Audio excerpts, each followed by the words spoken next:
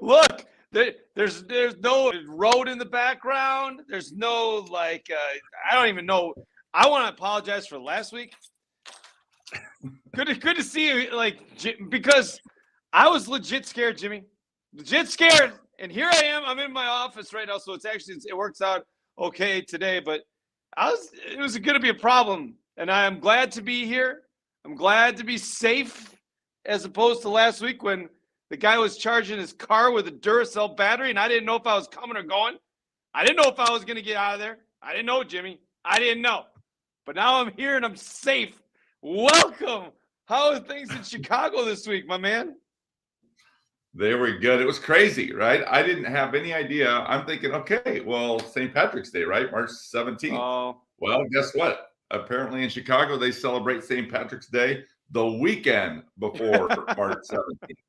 So the river was green, Joe. The river was green. It was crazy. It was funny, right? Just looking out the window and looking at all these people. Literally at 8 o'clock in the morning, the streets were already starting to come alive, and literally by 10 o'clock, it was packed. And the traffic was good news. I wasn't driving, just walking around, but the traffic was horrendous. But it was cool to look all the way down the bridges. For those people who have been to Chicago, when you stand on one of the bridges and you look down all the bridges, it's just packed with people, right? And the number, and it's cold, right? It's cold in Chicago. The number of people out on the river in kayaks and on the boats and stuff. It's just, people are just nuts, right? But it's funny. It's great. It's a great people watching city, right? There's no doubt about it. Vegas, no doubt about that. Great people watching city. New York, Chicago, but no, it was a lot of fun. So I wish I was still there, but you know what? It's time to get back to work. We got the weekly show, Joe. We got the weekly show. All right. Well, I didn't know you were back. I thought you were still there. Oh, I thought. You left because I was not playing. That's right. I thought you were going to the Big Ten. That's right. Shout out to Marquette. Hey, shout out to Marquette. Big East champions, regular season champions, tournament champions. My family has had season tickets for Marquette games since I was 4 years old. And so for my mom goes to almost every game. And so she was out east. She's out with my sister and my brother-in-law out east on Long Island. And apparently she was getting she gets animated for games. And she was getting pretty animated the last couple of days during Marquette games. So I've got nieces and nephews, and they're like, Grandma, it's just a game, Grandma. It's just a game. And she's like, well, yes, I know. I mean, but yeah, she gets aggressive with those games. She does it with when Kale was playing too. It's the same kind of thing, but she is into it, and I'm sure she's real happy today. So congrats to Marquette, and hope they can keep things rolling a little bit. Wisconsin, not as much happiness in Wisconsin right now. Yeah. If you're a college basketball fan, right, this is a great week. This is it. Tournaments all over the country. Yeah. Selection day today. Right. Tournament starts on this week, and we'll see. We'll give the Iowa Hawkeyes another chance. Last year they made a good run in the Big Ten tournament, then they were exhausted, right, for the tournament. So hopefully, by getting knocked out in the first round, but they're in a couple of 2 games. They just, oh my gosh, just disaster. Yeah, right just now. We'll come and going. We'll turn it around. So we'll see. Hey, you know what I'm happy about? Go ahead. What's that? I was just gonna say I'm happy about that. I remembered there was a time zone change. So there you go. Jimmy, you texted me last night. You told me to remind me. I would have absolutely flipped out, and because I don't sleep in normally. I just kind of wake up and I sit there, and then if I would have realized that I was just late, just sitting there, it would have been a problem. It was like it was crazy. But I appreciate you saying something because we spring forward, my man. Spring forward, right. and here we go. So we're looking forward to. I didn't want to yell at me in the morning. Where are you at, Jimmy? Jimmy, where are you at? I just didn't want you doing that to me all morning. Well, listen, Jimmy, I'll yell at you for other stuff too. It doesn't have to be about a time thing. I can yell at you about anything. Don't worry about that. If you need me to yell at you about something, all you got to do is say the word, boss. I'm all about it. I'm going to yell at you right now. You ready? How's that book coming along, Joe? How's that book coming along? Listen. Okay, so here's the thing that we need to understand. So that's a really interesting thing. So here's the thing that I think is really interesting just about all the stuff that we do, and hopefully helping to help people out across the country, doing some just connecting with groups. This week I was in Maine, and I was in Georgia, and I was in Massachusetts, and I had a wonderful time with everybody that was there. And it was really cool to be able to just kind of help people maybe think about things a little bit differently, but more importantly, create value for what they're already doing, right? Because we're already doing so much. And I think about books, and I think about the speaking stuff, and I think about kind of like where all this started. And for me, one of the things that was really interesting about writing, about blogging, about doing videos, I did a video yesterday on appreciation, not appreciate. Well, it was kind of appreciation. It was like taking a compliment, because we never take compliments. We always deflect compliments, and it ends up makes it harder for people to compliment you when you're always deflecting the compliment. And it got me to thinking about some of the content that we put out there, and some of the content that I put out there. And I know you're in the same situation. Like, it's not this consistent, like we got to do it this week and every time and every little this, that, and other thing, because we're trying to be authentic in what we do.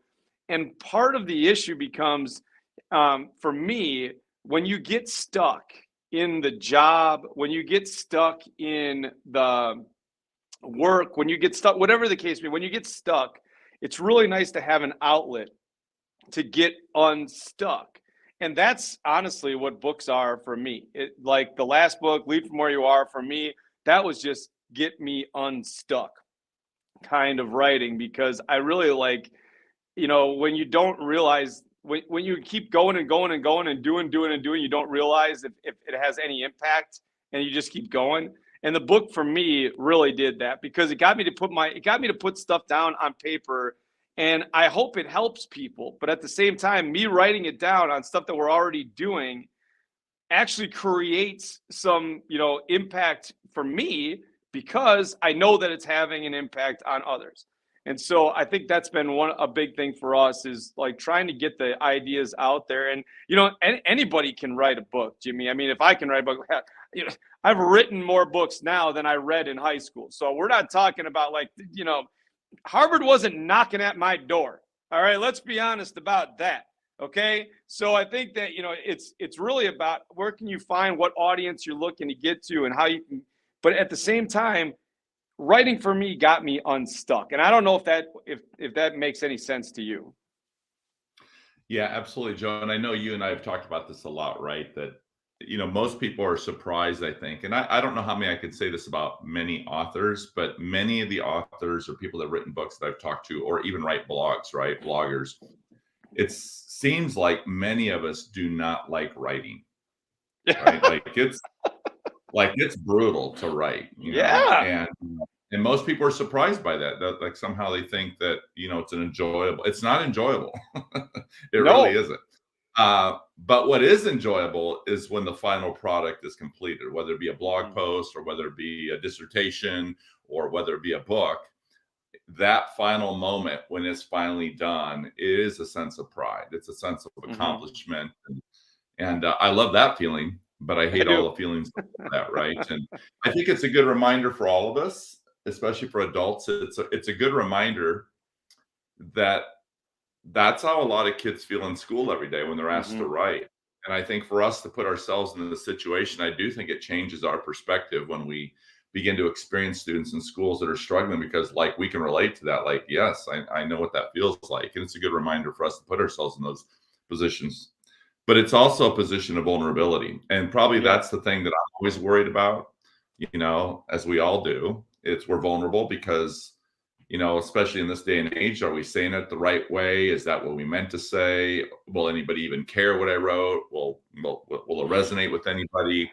Because you do want it to help people, and your experiences that you have and that we all have, we can all bring something to the table. So if you are on the show this morning, if you are listening, if you are interested in talking about what questions do you have about writing or authoring a book or speaking, anything like that, if there's something that Joe and I can help with this morning, we would be glad to help you do that, or get started, or what does it take, or what does it look like, or what questions do people have.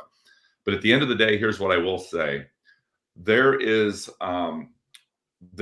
are a lot of people right now who would love to have the opportunity to perhaps support other people in their learning. And I would encourage you to do so.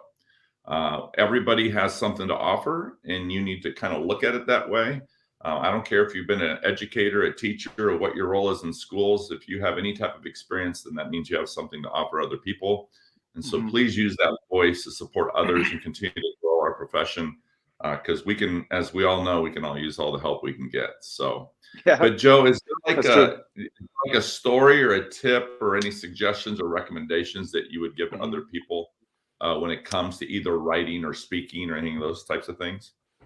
Well, I think the first thing that people have to recognize is the fact that the audience that you get to work out to might not be really big right away. That doesn't really matter. It's really about getting the word out there as quick, as much and as often as you can, and staying true to what you're really looking to do. So the reason I say that is because I think a lot of people, when they start writing or they start blogging or they start, making videos or they start, whatever the case may be, they get discouraged because there isn't a ton of eyes on that stuff because they haven't developed momentum along the way. And it's not their fault that they haven't developed momentum. They just haven't been in that space to develop momentum. And I think about the fact that, boy, Jimmy, I met you in 2015, 14 at ASCD, maybe 14. So it was a long time. It was ASCD. It was, yeah. So we were, it was fantastic. So we were Carol Dweck's session, right? Yeah. Yep. And it was funny because you were right out in front of me and I was there and we were tweeting stuff out and we just kind of connected there. But the reason I say that is we both had ideas in 2014. And I'm going to be really honest. Some of the ideas that I put out there in 2023 are almost identical to the ideas that I had in 2014. That doesn't make them bad. You don't have to revamp all the stuff. But, we started talking in 2014, 2015, 2016 about telling the story of schools and leveraging the moments and that kind of stuff. And we just, at that time, nobody's reading a blog post. Nobody was watching a video. Nobody, like at that point, I was trying to get better at the cadence of it, or I was trying to get better at the content or whatever. And then, people started to take a look at it. But if I would have just stopped right away and said, well, nobody's looking, then none of the other stuff that I do now would have ever happened. And when somebody asked me that, well, I want to do I don't want to go speak to groups. Well, great. That's awesome. We would love that. But, start in a spot where you can get really good at whatever that message is that you want to get out there. And if you can stay true to the message that you have, right? Like what is it that you're all about? Then you can write and you can make videos and you can blog and you can speak because everybody knows like you're, about this. If people want me to come and talk about curriculum design, like it's going to fail miserably, right? That's just not my thing. Okay. We have great people here doing that work. But if they want me to come and talk about leveraging story and telling stories of schools and connecting the community to the work that happens in the four walls of your school and creating value for the people who are doing the work, like that stuff, I can prove that, right? Like I can prove that we've done that. Okay, I don't talk about curriculum design or like learning spaces because it's just not my thing. So find your thing and dive into your thing and keep doing your thing. And don't worry about the audience that's not, growing, increasingly every second, because it's going to come at some point. Everybody wants the viral video. Well, nobody talks about the 50 videos before the one viral video. It's just like, people say, well, I want to keynote events. That's great. What are we doing to get ready, up to that point? Nobody talked about the fact that in 2014 and 2015, we were both doing this stuff as much as we could, just like in small rooms with 20 people in the room, just practicing and getting better. So I think we got to be real cognizant about, don't worry about the audience, get the content and get the message, and then the audience comes. Yeah, I like that point. You're absolutely right. I see it like, a couple things is I tell people, you can speak whenever you want. You just have to find the audience. So first of all, I tell people I was speaking for 18 years for free before anyone ever paid me to speak. So that's a long time of practicing your craft, right? Right. Speaking in front of, I still remember my first NASSP talk, right? The very first one I ever did way back, like in 2000, maybe 2002, 2003. I think I had 7 people at my session, Yeah. right? And so I tell people the key is just to get in front of audiences. So whether that's going to a local university and speaking to student teachers, obviously speaking before a faculty, speaking in front of groups of students, any opportunity you get, it is practicing. There is a skill to it, right? And so you got to get in front of audiences, and that's key. Number 2 is you got to create some content or take the content that you have and try to format it in some sort of, I think what you're talking about is like, what's your niche? What are you going to speak about? Right? Like stay in your, what is it you feel confident that you could talk about? What's your experiences in those arenas? I, like you, try to stay in my lane, try to pretend somebody I'm not. I talk about things that I feel like I have experience in and things that I'm passionate about. And so for those individuals that are out there, they're thinking about that is, what is that niche that you're thinking about? As far as writing goes, I talk about this. I just shared this last week. I remember being at a conference, also the first time I met George Couros and Patrick Larkin, being at a conference and those guys encouraging me to write, right? And that was awesome. But, again, I was terrified because I don't want to write. Like, who's going to want to read what I put out there?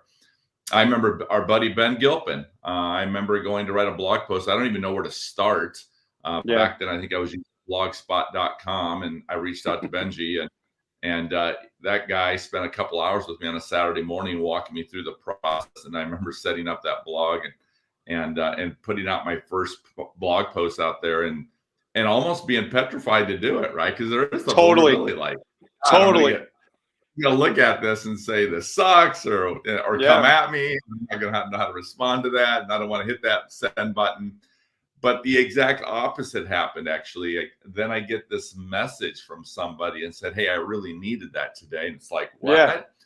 Remember, I'll be honest, I don't remember what state they were in, but I know they weren't in my state. And I'm thinking, oh my God, somebody in some other state halfway across the country just read something I wrote and made a comment on it or reached out to me. And all of a sudden it gives you a little bit of confidence. And but it is a very scary thing to do for many of us, especially for those who don't have confidence in writing.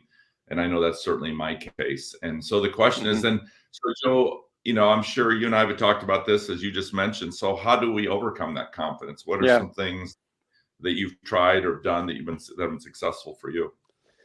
I think you mentioned it right away. It's how many times can you get in front of people and just do the thing. So I actually go back to when I got my my first principal job and even all the interviews I do. I used to record. It was in my car. I would record questions in my car, and I had like a tape deck. It was that long ago, Jimmy. Like I had a tape. Like I recorded on like a tape recorder, right?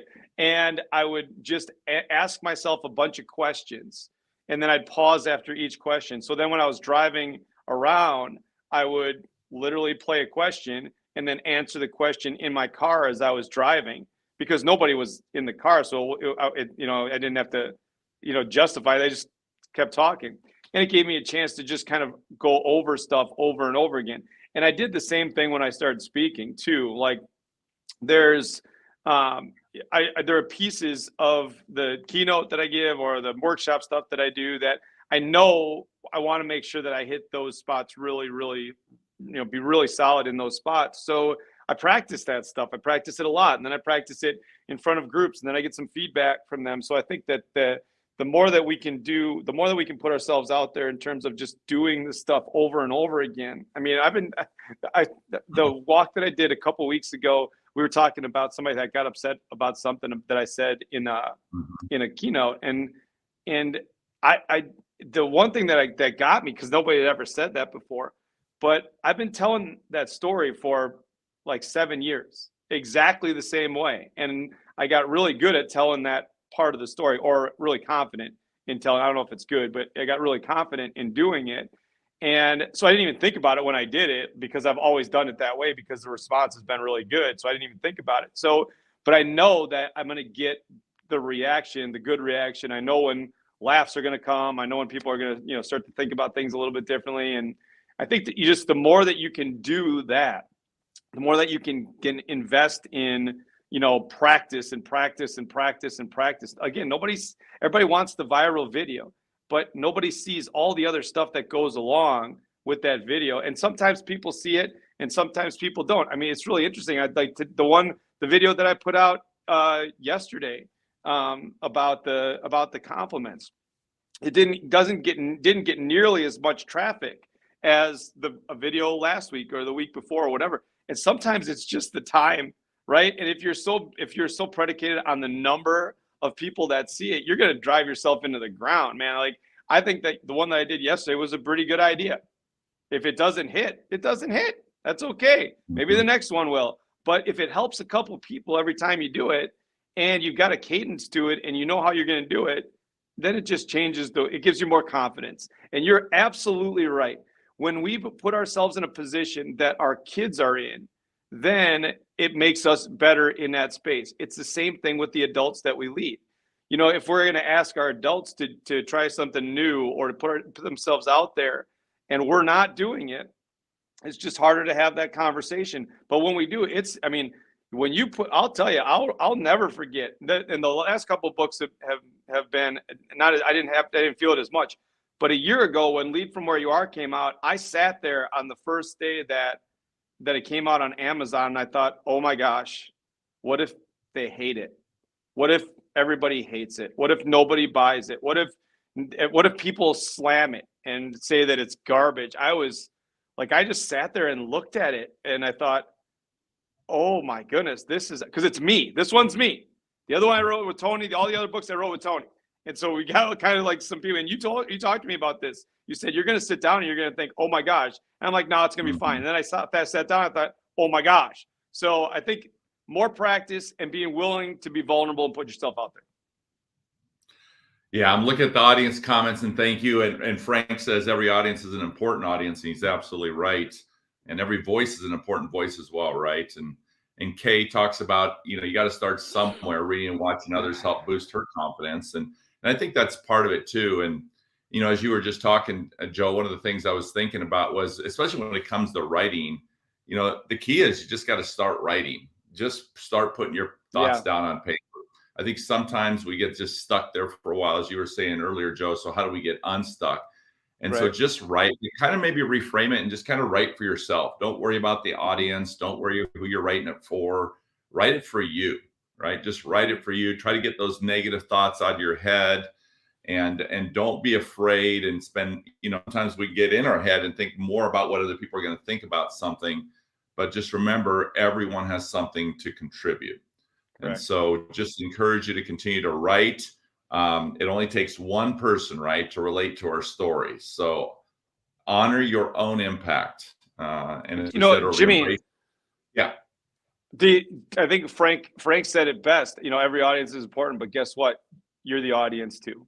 You know what I mean? That audience can be you. If you write for yourself, that's important too, because it gives you confidence moving forward. So I think he's absolutely right. And it's not just the people that you're presenting to. It's you got to be part of the audience too. It's just to make sure that you can get some momentum. Right. I'm looking at Sue's comment. Sue, that's a great comment, right? And she's talking about, I've got notes everywhere. And I think that's sometimes where people can get stuck. It's like you've got these ideas in your head and you're trying to almost, I'm going to use the word formatting. You're trying to figure out how to format the book, how to transition from one point to another point, or one story to another story. And I usually tell people, just write the content. Yeah. Worry about how it's going to fit in later, where it's going to fit in, what's the theme it's going to fall under. So just, because again, it's all about the content, right? So we want to create the content and then let the formatting come later. It doesn't mean you can't have some ideas in terms of what that format will look like. But I do think we can get stuck in trying to almost go like in a linear fashion. That's what I'm going to say. It's almost like in your head, you've got this idea of what a chapter is going to look like, and you're trying to write it like that chapter. And you can get stuck pretty quickly there and then get frustrated with that. So tell people, let that go, just write content. And then almost kind of like you're piecing it together, like putting a puzzle together. Like, oh, I feel like that would go over here. And then again, don't worry about the transitions in between, point A to point B. Just have the content here, have the content here. and then go back. And as you look at both of them, then you can figure out how you want to transition those and bring those and kind of marry them together a little bit. So I think those are some things that help me when I'm sharing with people. But Sue, I would say that is, if you have notes everywhere, that's not a bad thing. That's actually a good thing. And then just start seeing if you can find themes to those notes. And maybe that begins to kind of format it and put something together. But I know Joe or I would, be more than willing to help anyone. If anyone has a question later, they want to come back out, send us a message or whatever. I'll try to help in any way I can. I know Joe will do the same thing. Mm-hmm. But if you do have some questions or thoughts about it, the process right now, go ahead and throw those on here. We'll take a look at them just like Sue did, and we'll try to respond to those. So but we appreciate that. So I think you make a really great point. Oh, go ahead. I was just going to say, Joe, then also remember is, the route of self-publishing is always an option for everyone, right? And so if you have a dream or this desire to write a book, then write it. Don't let people keep you from writing your book. But just remember, you only get one chance to write your first book. So don't rush the process. It doesn't matter how long it takes, but you only get one shot to write your first book. So make sure you take your time, get other eyes on it, get feedback from it. I think you were talking about that earlier, Joe. I think that will help kind of boost your confidence and allow other people to I know Joe and I have shared our scripts with each other saying, hey, take a look at this. And does this make sense? Am I hitting some right points? Do you like it? What do you like about it? What do you not like about it? But then we've got to be honest. So be careful about that. I would say is, I always worry when people say, oh, it was great. It's great. I know, but I need to know what's great about it or what do you like specifically about it? Because I kind of feel like sometimes we don't want to give that critical feedback because we're worried that we're going to hurt someone's confidence or hurt someone's feelings. People, they need that feedback. That is the only way that book or that manuscript or that blog or that dissertation get better is we have to be able to be honest with people. And that's helping them more in the long run than saying, hey, it's just great. Well, that's great, but that didn't help me. Right. So. And somebody's going to do it. Somebody's going to be critical of it. You might as well have it be somebody that's in your inner circle, be critical of it because it's coming from a great place. And they know you well enough to know where you're coming from, and they were still critical of it. And that's very helpful because when people read it and they're critical of you, but they don't know who you are, they don't know where you're coming from, then it ends up hurting more, to be really honest. And I think that like I said, I sat there and I just sat there and took a look at, my goodness, what's going to happen if people don't like it? And I was so glad that I had reached out to you and reached out to so many people to say, hey, can you just take a look at this thing and see what you think? And does it make any sense? And, where are the gaps? And, I think when I did my dissertation, one of the things that our dissertation chair said was, you're not trying to recreate leadership. Like you're not trying to recreate, research, right? If you think about the dissertation as if you think about the research as a wall, all you're trying to do is put a brick in that wall. That's all you're trying to do. So there's, if we're talking about books, education books, motivation books, leadership, it's not like they're going to stop making them, right? And there's going to be a ton of them, right? But your brick in that wall is significant if you're willing to put yourself out there to make sure that you can put it in, and get it out for people to see. And it's going to help people. I don't know how many people it helps, but at the same time, I think about I was at a thing the other day, Jimmy, this is funny. I was at a thing the other day and somebody said that, hey, I brought one of your books and I want you to sign it. So I brought one of your books and I was hoping that you could sign it when I got here. I'm like, yeah, absolutely. So they went and got their book. No, I'm sorry, I'm confused. It was one of my books they brought. They wanted you to sign it. Yeah. Or was it? That was I'm different. Confused. That's a totally different story. We're going to talk about that later. But so she brings this book over, and I'm thinking, well, it's going to be Hacking Leadership, or it's going to be Lead from Here. It was the first book that was The Power of Branding that we wrote 10 years ago. That Corwin book that was like this thing, and she goes, it was really helpful as we started our telling your story journey. And I'm like, oh my goodness, I'll sign that book. I haven't seen one of those books in like 6 years. Of course I'll sign it for you. But it had an impact on her, and it still did. She still had Post-it notes in it and everything. I'm like, that's great. And it was so cool. It was so cool because it was so long ago, but some of the ideas still resonated with her, and that's awesome. And I hope that the next 3, books that I did help as well. But it was just really interesting. Joe, you always remind me that every book has a purpose. I mean, you can use one of these things. I can put a drink on it. But why waste that? I mean, why go buy those things? Just do this. Right? That, my friend, is how you culturize is all about right there. It's a Did I tell you? Did I ever tell you about? I went to do a keynote thing, and they gave everybody a book, and I was doing, and I'm walking through, and I only got a blurry picture because I didn't want to make a big deal of it. But some guy actually had his coffee on top of the book that they just gave him, right? Like he sat down at a table, he put his coffee mug on Lead From Where You Are. I'm like, all right. All right. And so I took a picture as I was going past and it was blurry, so I couldn't use it, but I didn't want to like out the guy there, but I was like, yeah, that's perfect. Yeah. Hilarious. Amy, I'm reading Amy's comment here. Amy, and one thing as I read your comment, one thing it just reminded me of is I do think one area, right, that I do believe will really help a book is if you can find someone who is really a good editor and can kind of really edit your book for you.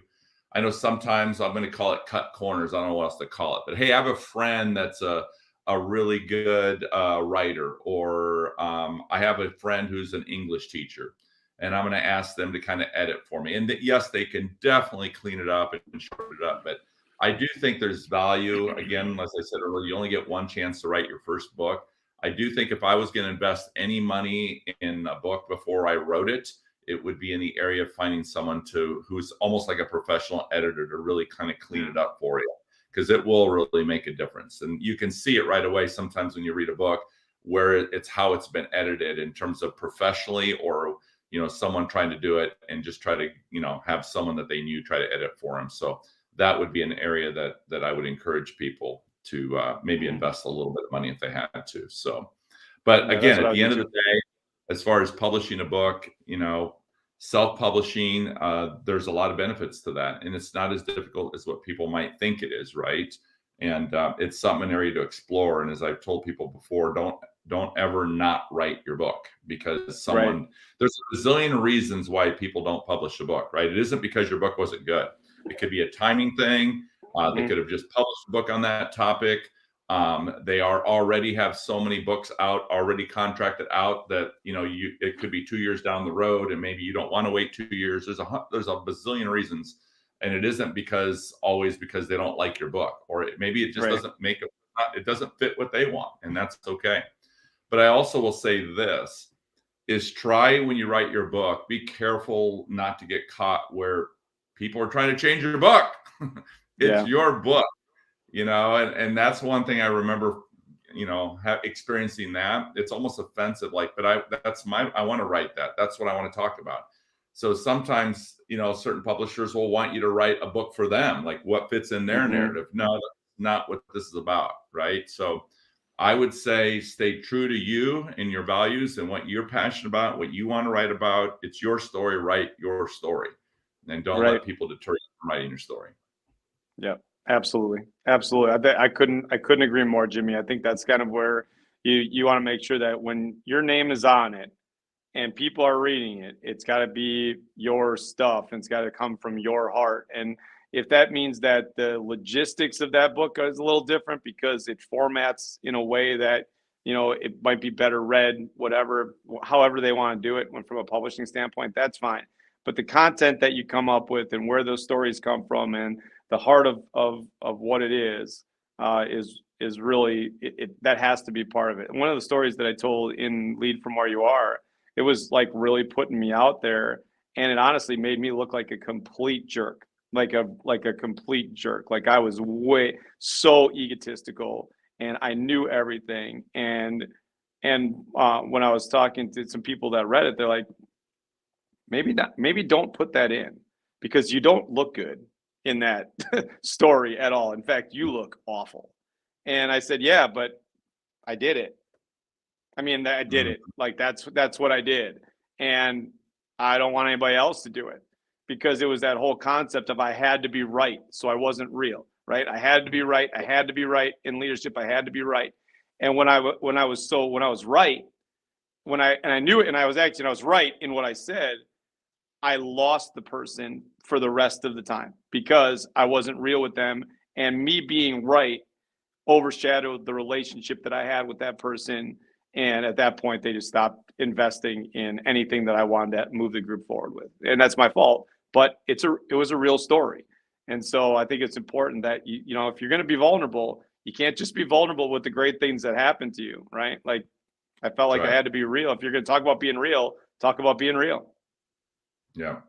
Hey, listen, we're coming to the end of our show here today. We want to thank everybody for joining us here this morning. We do have an important announcement to make, and Joe and I just want to share with you all, and that is that if you go back, we've been doing this show for over a year now, which is crazy. We started in January 2022, but Joe and I have decided to go ahead and take the weekly show and put it onto just a podcast. So you can just go back, catch up on an audio if you'd like.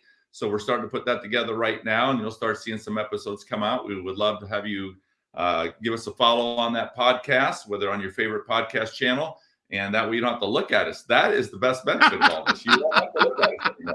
You just have to hear us, right? And so if you want to go back and that might be worse. Early topic, we will be adding those just voice only. So we're just really grateful. We thank you for your support and all the time that you spend with us early in the morning. I don't know where you're at this morning, Shane Greenland, but if you're up again this morning, he is 3 a.m. We just got to text. We got to talk. He's there. Joe, you and I are going to have to go to Hawaii and do the show in Hawaii, and that will be the end of Shane Greenland. We cannot keep doing this. We cannot keep doing this before, guys. So I appreciate that. Again, remember, Sue said, Joe, no more vans down by the river, buddy. No more vans down by the river. I can't promise you, Sue. You don't know. Who even knows anymore? I don't even know, man. I just feel safe and comfortable in my office right now. But, you know, I only got an office for another 4 months or something like that. I'm going to have to figure out what I'm going to do after that. But we'll deal with that when we get there. All right. Thank you, everyone. Thank you, Josh. Thank you, Frank. Thank you, Amy. Thank you, Sue, and everybody else for joining us this morning. We hope to catch you again next week on the weekly show with Jimmy and Joe. God bless everybody, and make it a great week. Take care.